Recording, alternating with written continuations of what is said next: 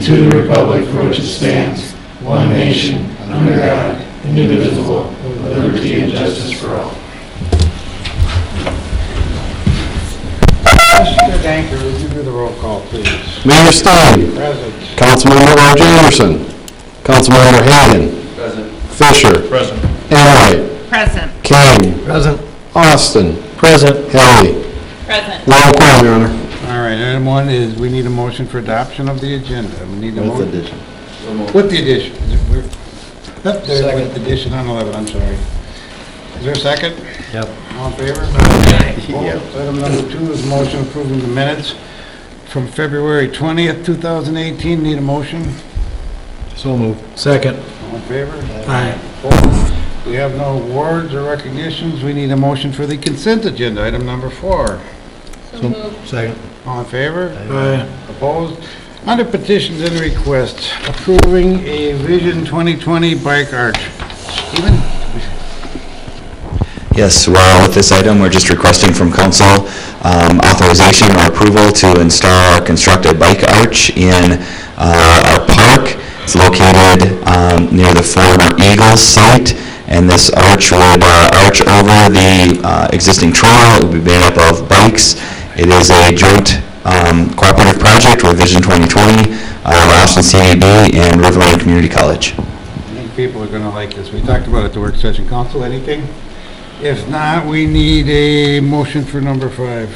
So moved. Is there a second? Second. All in favor? Aye. Opposed? Number 6 is a motion approving the use of 2018 contingency funds for the replacement of the Riverside Arena fire alarm system. Stephen? The control panel that operates the fire alarm system at Riverside Arena has reached its useful life and is no longer working. So we have received some bids. This was something that was not budgeted or planned for. So we had to receive some bids. We have a couple bids from Fox Electric and Custom Alarm.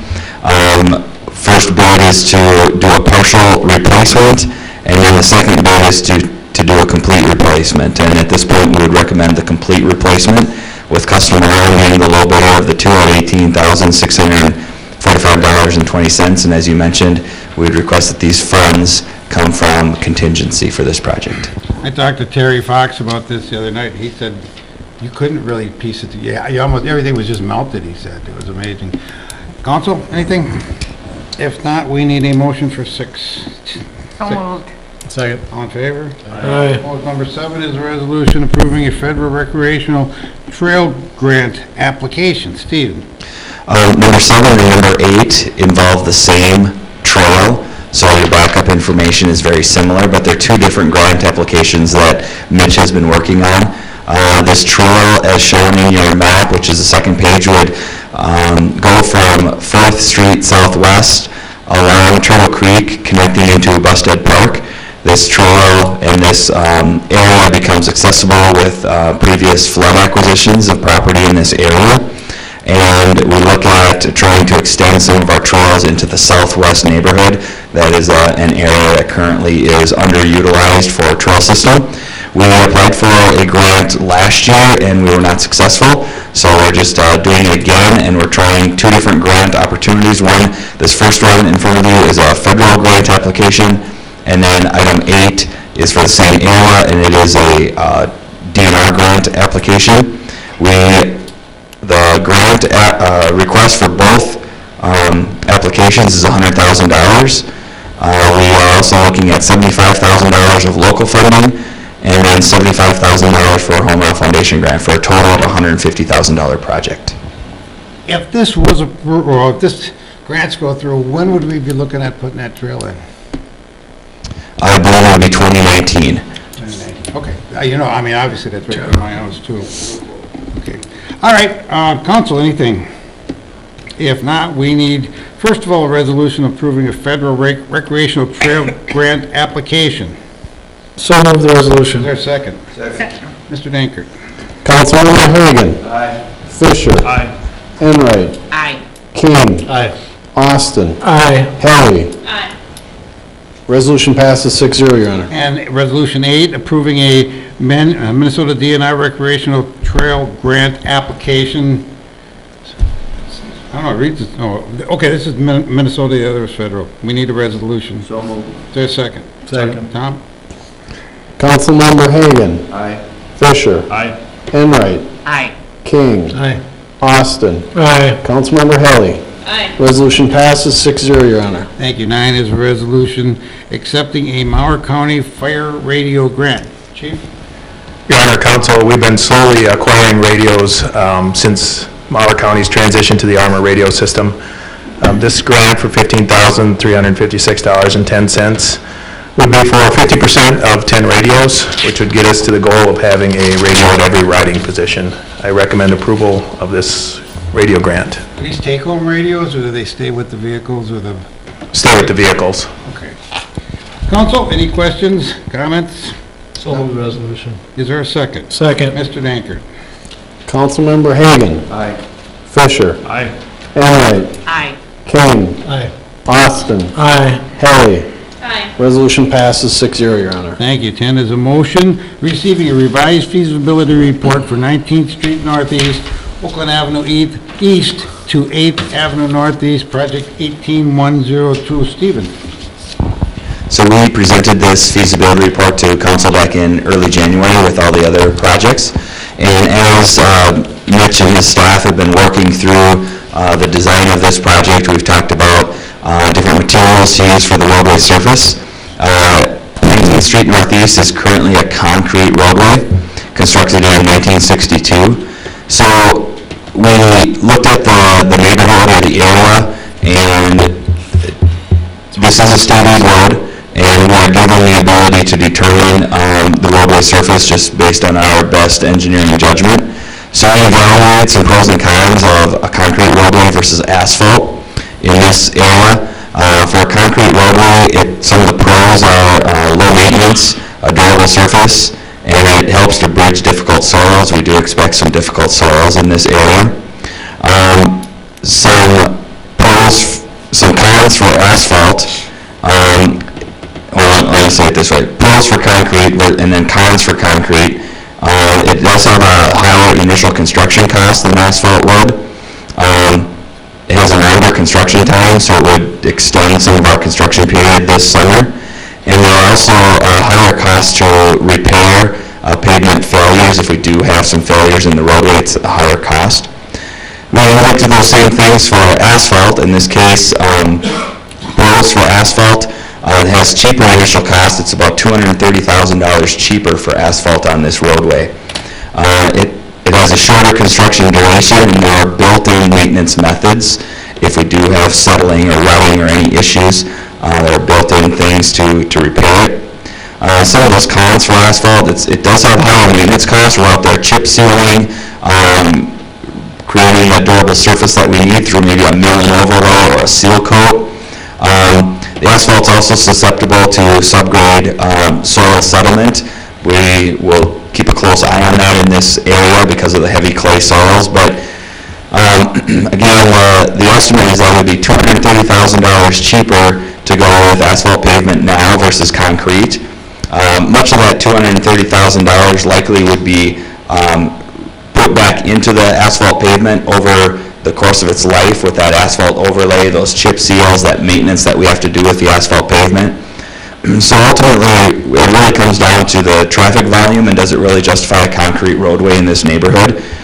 We looked at 19th Street Northeast. It's not a through street. It dead ends up at I-90.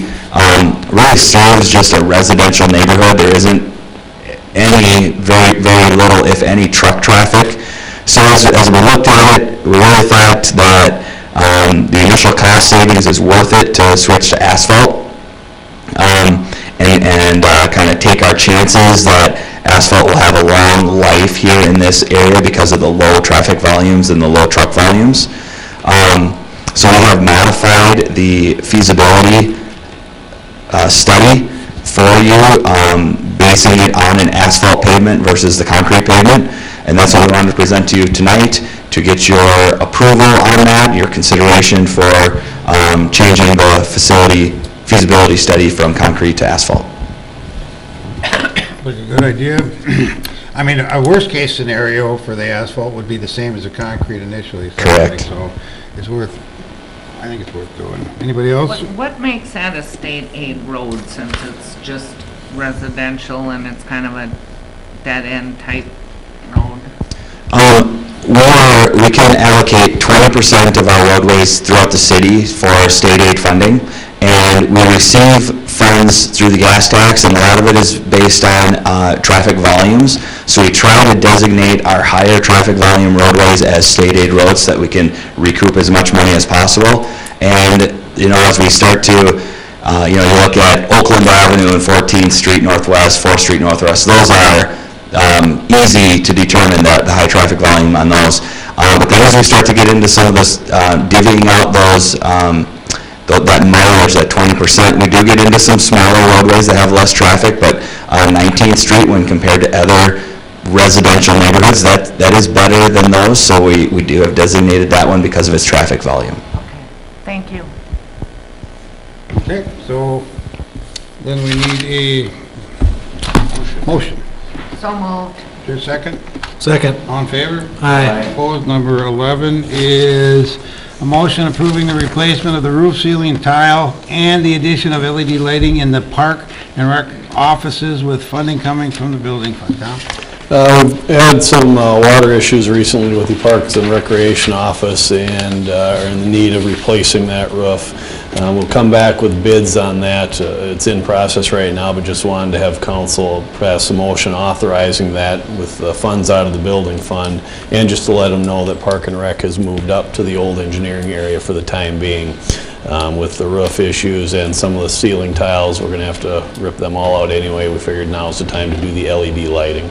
So we just request approval of that at this point in time to set the ball in motion, but we will bring back official bids in at the next meeting, hopefully. Any discussion? Now we need a motion. So moved. Is there a second? All in favor? Aye. Opposed? Okay, we're citizens addressing the council. Any citizens want to talk to the council? Reports and recommendations, we'll start with Judy. Nothing, Your Honor. Nothing, Your Honor. We have nothing, Your Honor.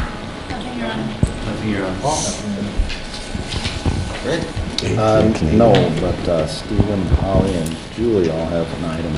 Stephen, Holly, and Julie? Yes. All right, Stephen. You're going to wipe out any chance we had at the Yeah, sorry about that. Just wanted to touch on the snow removal operation for tonight. Crews are out right now. We started at about 3 o'clock this afternoon clearing snow on our main and secondary roadways to get those open for people to get home from work. They'll likely be finishing up in about a half hour or so from that, and then they'll all go home. And then we'll come back with an early start tomorrow morning. We'll have our full crew in. We'll likely be calling some extra folks in as well to do a downtown cleanup. So we'll be out plowing all the mains and secondary roadways, probably starting about 3 or 4 a.m. And we'll also start our downtown cleanup around that same time, 2 or 3 o'clock a.m. And is the chief of the snow emergency in effect yet? I mean, are we at the odd even parking yet? We have not called in a snow emergency yet, no. Okay. Okay, when do you figure we'll do that? You know, we're on call in this year. Okay. We'll look at each snow event, kind of how the snow is sticking to the ground, what it does with compaction. And we've talked a little bit. May or may not. We may or may not, correct. At this point, we're not planning to call a snow emergency. Okay, good to know. Okay, who else? Julie? Who had other reports? Julie and Holly. Yep, I just wanted to let everybody know that we're just over a month out from Austin Page Turner's event, and we have a few extra books at the library, so come in and pick one up. Give a Girl a Knife is the memoir. We also have some of her cookbooks. She's going to be here, and she's going to be really fun, so come and get one. We also have new flyers out for all of our March events that are going on at the library, so come see us. Good. Holly? The City of Austin and Mower County will be manning a booth out at the Austin Home and Vacation Show on March 16th, 17th, and 18th. This year, we will be providing information to the public if anyone wants to come in and sit and meet anyone or chat for a while. I'll be there probably over most of the weekend, and my counterpart at the county, Angie Lepelt, will also be in the area assisting the public with information. Okay. Then if nobody has anything else, we need a motion to adjourn until Monday, March 20th. So moved. Is there a second? Second. All in favor? Aye. Opposed? Take a short break, meet in the other room. Stay right here. Stay right here. We're staying right here. Oh, yeah. Okay, we still want to take